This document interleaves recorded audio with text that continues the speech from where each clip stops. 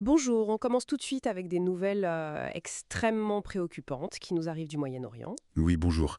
Des frappes israéliennes, apparemment d'une ampleur inédite. C'est ça. Plusieurs sources parlent de frappes sur de nombreuses villes iraniennes, Téhéran inclus, tôt ce matin. Et les cibles seraient multiples. Militaires, résidentielles Potentiellement même des sites nucléaires clés comme Natanz. et des hauts responsables iraniens. On va essayer de décrypter un peu tout ça. Qu'est-ce qui s'est passé exactement et pourquoi c'est si grave? C'est une escalade spectaculaire, oui. Pour la première fois, on dirait qu'Israël frappe directement le programme nucléaire iranien. Sur le sol iranien. Et en plus des infrastructures militaires, des figures du commandement, c'est un changement radical. Entrons un peu dans les détails. L'ampleur d'abord. On parle de plus de 50 cibles à travers l'Iran. Téhéran, Natanz, Hamadan, Kermanshah. C'est énorme. Apparemment des destructions massives, y compris, et c'est inquiétant, dans des zones civiles. Et les pertes humaines? On a des confirmations? Oui, et c'est lourd. L'assassinat du général Hussein Salami, le grand patron des gardiens de la Révolution, est confirmé. Le chef de l'IRGC? C'est majeur. Et d'autres hauts gradés, comme Gholam Ali Rachid. Plusieurs scientifiques nucléaires aussi, des noms importants comme Ferdoun Abbasi, l'ancien chef de l'agence atomique, et le docteur Teheranchi. Donc une volonté de décapitation, clairement. Oui, et tragiquement, on rapporte aussi des victimes civiles, des femmes, des enfants. C'est effroyable. Cette multiplicité de cibles, Natanz, confirmé aussi, le centre d'enrichissement, oui, confirmé, plus des QG militaires, un centre de recherche, des sites liés aux missiles, ça ressemble à une opération très, très préparée. Visant à paralyser des pans entiers du programme militaire et nucléaire et le commandement. Et les Américains dans tout ça? Leur position est, comment dire, complexe. Oui.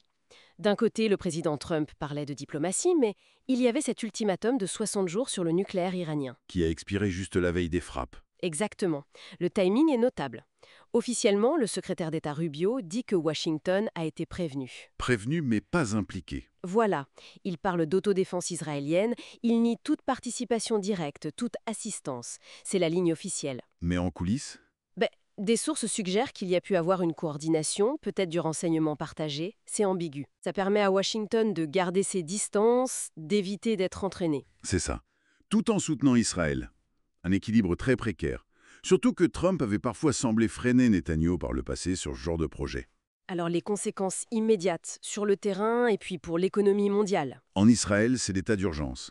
Espace aérien fermé, écoles fermées, les gens près des abris. Et côté iranien, Téhéran promet une réponse sévère. Les vols sont annulés, la défense aérienne est en alerte. Et les négociations nucléaires prévues dimanche à Oman. on peut imaginer qu'elles sont compromises. Très probablement annulées, oui. Et l'économie? Ah oui, le pétrole. Ça a bondi immédiatement. Plus 12%, le baril approchait 76 $. Et la grande crainte, c'est le détroit d'Ormuz. Exactement. S'il est fermé, c'est 20% du flux mondial de pétrole qui est bloqué. Certains parlent d'un baril à 100, 130 $. Ça plombe déjà les marchés asiatiques. Oui, la réaction est immédiate. Ce qui nous amène à la question stratégique. Est-ce que cette attaque va pousser l'Iran à changer sa doctrine nucléaire, à chercher ouvertement la bombe? C'est la grande question. Pour l'instant, officiellement, la fatwa du guide suprême qui interdit l'arme nucléaire tient toujours. Mais est-ce que ça peut changer? Les experts pensent qu'il faudrait une menace existentielle directe, peut-être nucléaire, contre l'Iran. Ce qui est plus probable à court terme, c'est une coopération très réduite, voire rompue avec la l'AIEA. Ce qui rendrait leur programme encore plus opaque. Tout à fait. D'ailleurs, le guide Khamenei a déjà promis un destin amer et douloureux à Israël. On est donc face à une situation extrêmement tendue. Le risque d'un conflit ouvert est réel. Oui, avec des conséquences potentiellement dévastatrices.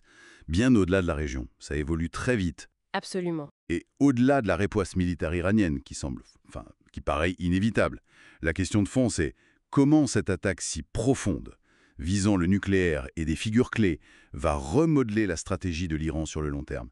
Est-ce qu'on va voir une course assumée vers l'arme ou autre chose, une configuration plus subtile de ses ambitions? C'est ça qu'il va falloir observer de très près.